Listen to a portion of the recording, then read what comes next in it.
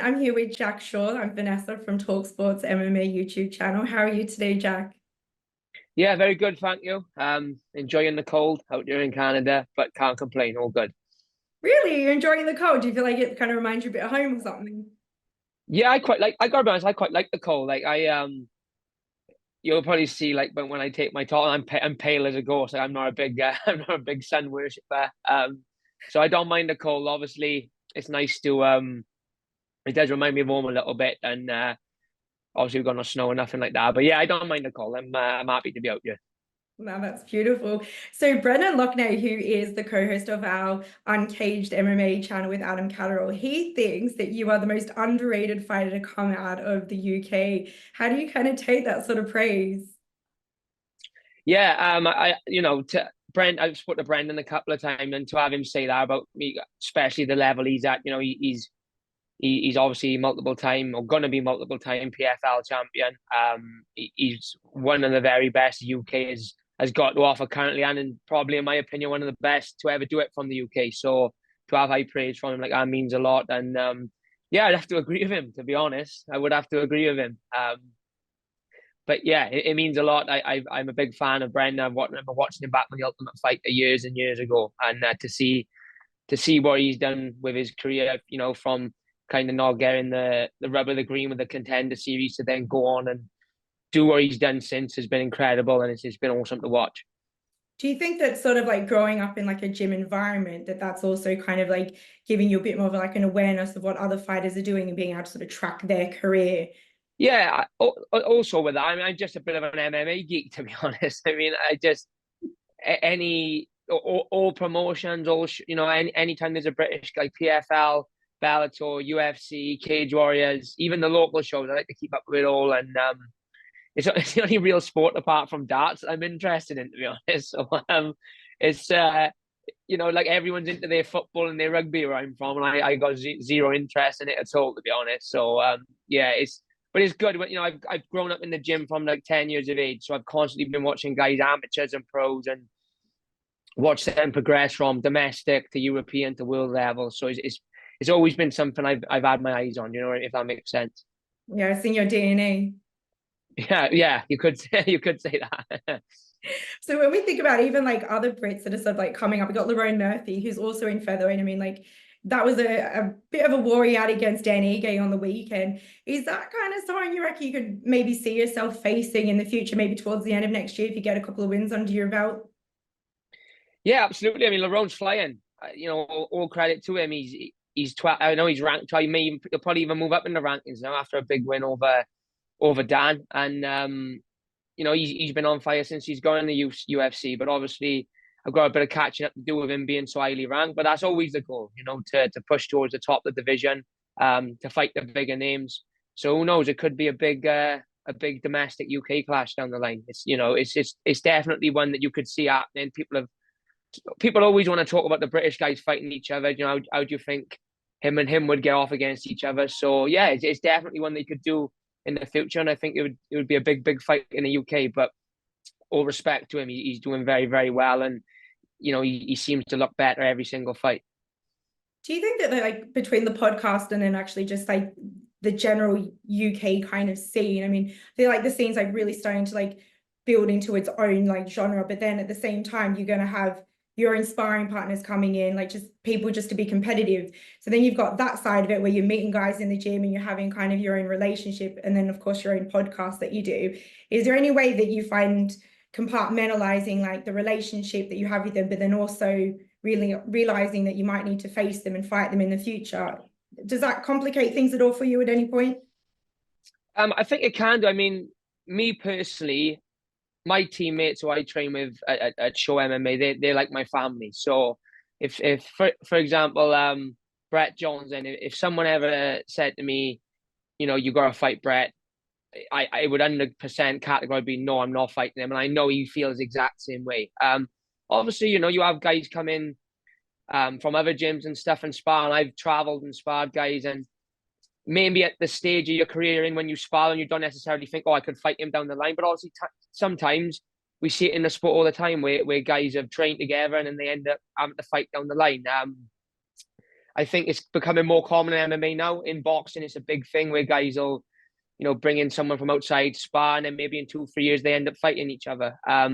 But for me, I got quite a close knit family sort of vibe in my gym, and I like to keep it that way. Obviously, if I have got to bring guys in from the outside, I will. But I tend to try and use what I got, at home, and I got a lot of good amateurs in the team and stuff like that. I think fingers crossed they're with our gym till the end, and fingers crossed by the time those young killers are at this level of the UFC, I'll be long gone and retired. So hopefully I'll never have to run into them in the actual cage. No, you'll be coaching, but it's so true because you had like Better Beav and Bivol, 2 generations crossing. They sparred together. They were teammates. Then you had Dubois, AJ again, same things. So you got the Russians and then the British having to face each other. So I think we're kind of at this like weird stage with MMA where, like you said, like people growing up in MMA, they're starting to like develop. So hopefully you're not going to need to cross paths. We're not seeing it as much, but I reckon the next generation, yeah, you're right, you probably will actually see it a bit more often. Yeah, 100%.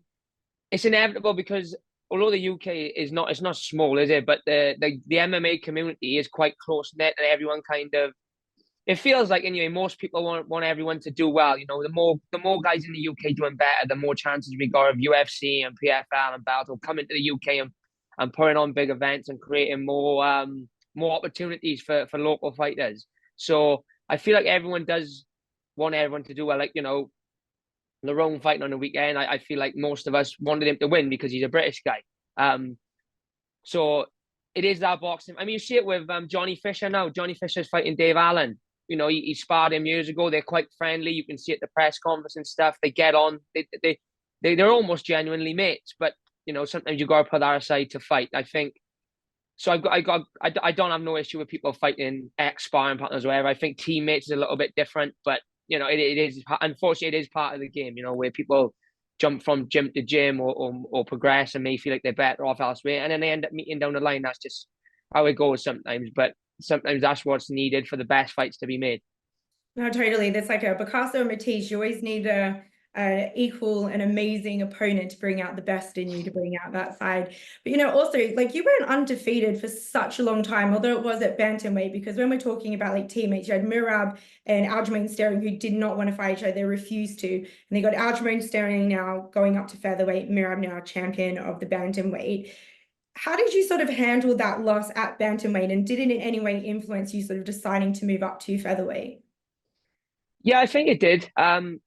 Firstly, in terms of handling the loss, it was a weird feeling because obviously I was devastated, but it almost felt like I got a monkey off my back.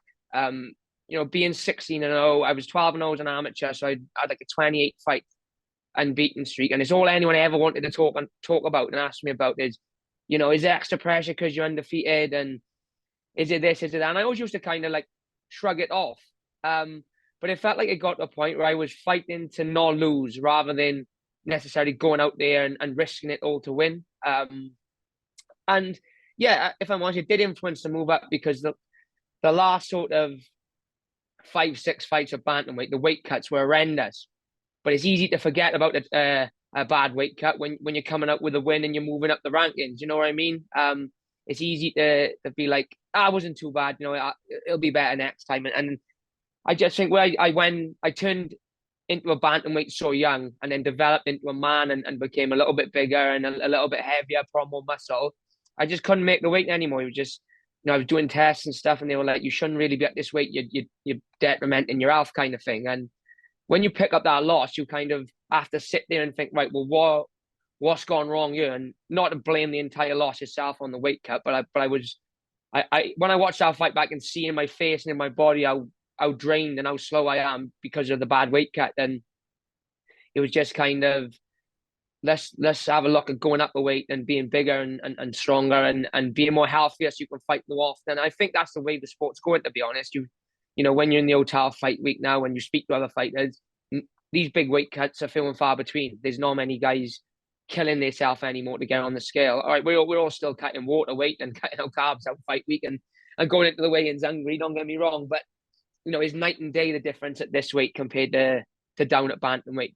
But it's if I had beat Ricky Simone, I probably would have ended up doing another 2-3 fights down there, and would have ended up making this move further down the line. Because, like I said, it's easy to sweep it under the rug when you're winning, but when you lose and you've got to sit there and self-reflect on what went wrong, then that was obviously a big factor in it for me. Well, yeah, I guess it is sort of inevitable. And I think in some ways it is kind of a smart move. Like you are going to grow into it anyway. Better to save yourself the damage too early on and just make the progression and be grateful for the experience that happened when it needed to. And also not in a time in your career like where you're able to actually grow from it and build on it. It's like, yes, it was a loss, but it's not so far down the line that you're going to drop as much. You still can like build on that momentum. And Ricky Simone is actually quite a big bantamweight anyway. So it's not like he's just like some walkover kind of guy. No, he's a very good, he's had a bit of a skid at the minute, but at the time he was on like a 6-fight win streak, all finishes, got some big names. So that's what I mean. It's not like I went in there and lost to, I think that's probably why I kept fighting, because it wasn't like I lost to a lower level guy and was like, I need to make a big change. I was beating the up and coming guys, beat a couple of good names, and then I went in there against Ricky, and he was a big name at the time. He was highly ranked, and he was just kind of like, when I picked up the laws, I had to think to myself, if I'm going to compete with this level of opposition, with this skill set, I can't be leaving the best part of me on the scales. I've got to be in there fully filled and feeling like I do in the gym. Where at bantamweight, I just wasn't. The way I was fighting in the gym was totally different to how I was fighting in the cage, because I was just having to recover as best I could from the weight cut, but it was never enough for me to go in there fully filled. Yeah, totally. And then speaking of that, now you're going to be fighting Yousef Zalal. He is on I think it's a 6 or 7 fight winning streak, 3 of them in the UFC, all via submission. Have you sort of trained anything specific? Do you have like a clear like road to victory that you've been visualizing or anything for this upcoming fight? Yeah, it's funny because I think his last 4 wins have been by submission, but if you watch him, he's more of a striker. He's got a very good back take, and most of his subs are by rear naked choke. So he's got that little that sequence that he does well. But he's a good kickboxer. It's not like he's just an out and out grappler. I think he's more of a striker that he gets guys flustered a little bit, and maybe they shoot a rubbish shot, I think because he's such a good striker, he surprises guys by taking them down, and I think they don't expect it. But I've got a lot of sparring partners. I've got a very similar style to him, and I always say it. I back myself, especially on the ground and in the wrestle, against anyone in the division. I feel like I'm not an easy guy to take down. I'm not an easy guy to submit, and I'm confident to strike with anyone as well. But yeah, we haven't had long knowing about the opponent. We had about 4 weeks, but so we've devised a little bit of the best of a game plan we can. But the biggest focus for me in this fight is going in there and just doing me. I find the worst of performances I've had has been when I focus too much on my opponent and not enough on doing what I do. Whereas the best performances I had is when I go in there, and although I'm aware of what they do well, I'm looking out for certain things. I just kind of aim to do what I do and fight on my instincts, and that's very much the plan for this one. Just go in there. We haven't had a long amount of time to prepare specifically for his style, so let's just go in there and do me. And I think my best is capable of beating his best. But I haven't taken him lightly at all. He's a very good guy, very skilled everywhere. But I just think I can have the better of him. Yeah, totally. I completely agree. It's like if you like, well, that's exactly right. People are going to find those openings if you're too focused on what you think they're going to do, and then they just throw something completely different at you and take you by surprise. So I think you're just going to go in there and have fun.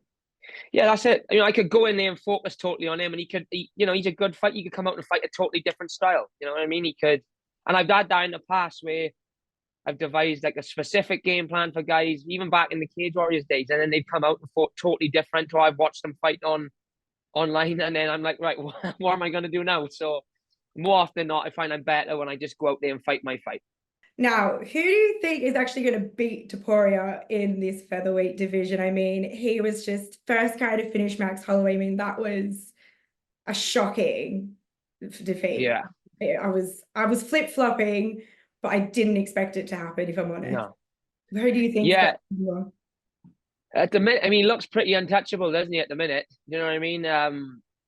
I thought, styles make fights, and I thought Max could, and Max was doing really well. The rounds were close, but it just always, like, watching the fight, it just always felt like you just kind of felt like he's just one punch away here And he hit so hard. I think and he knows, he's confident in his power that if I land one, I can put you away. And when you consider Max Holloway's never been finished, and then you watch that, it's kind of like, who do they put in there with this guy now? Do you know?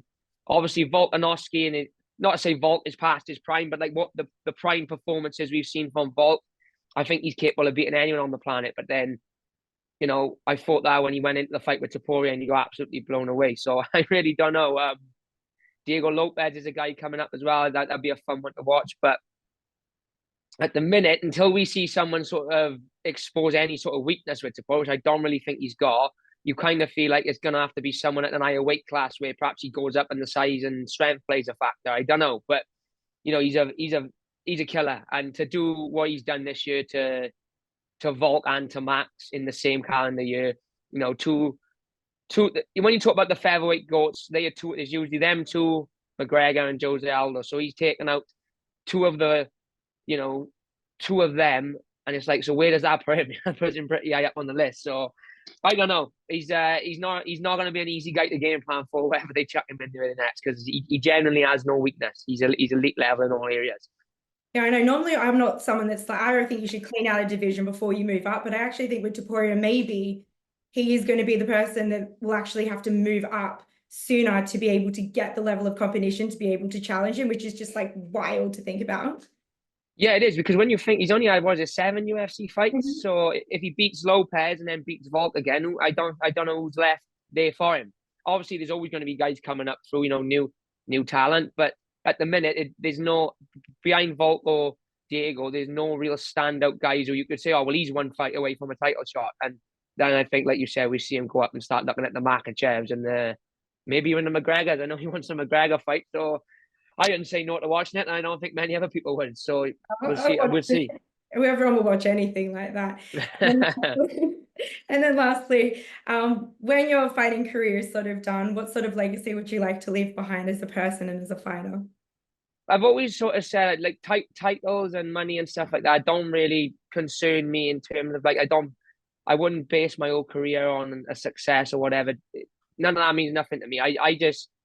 I always want people to kind of look at me as a guy who always went in there, always fought hard, but always stayed true to himself. You know, like, we're coming out of the era a little bit now, but we went through an era where McGregor skyrocketed, everyone wanted to trash talk and have these antics, and I kind of never. That's not me, so I never ever wanted to buy it. And I used to have people say to me, "Oh, you need to say this more, and you need to be more verbal and do this." And I just thought, I remember seeing Robert Whittaker do a quote, and I think he said he'd rather be a bricklayer as himself than a millionaire as someone he's not. And I thought, yeah, that resonates with me. But you know, I feel like as well, for a long time I've been one of the front runners in Welsh MMA, and as the years have gone on, I mean, some of the records I've got in terms of just Welsh fighters, I think I'm right up there, and I think I've got more UFC fights now than anyone in Wales have had. I'm the highest ranked, the longest unbeaten streak. And there's been some great Welsh fighters, so to be at the top of the list on a lot of that is massive. So I'd love to be in the conversation for the greatest Welsh fighter of all time, and hopefully one of the best. You know, when I do, I love like Brendan said, I might be a bit underrated now, but hopefully in a couple of years when I do hang him up, people will say, you know, he was one of the best in the UK. We just perhaps didn't always appreciate it at the time.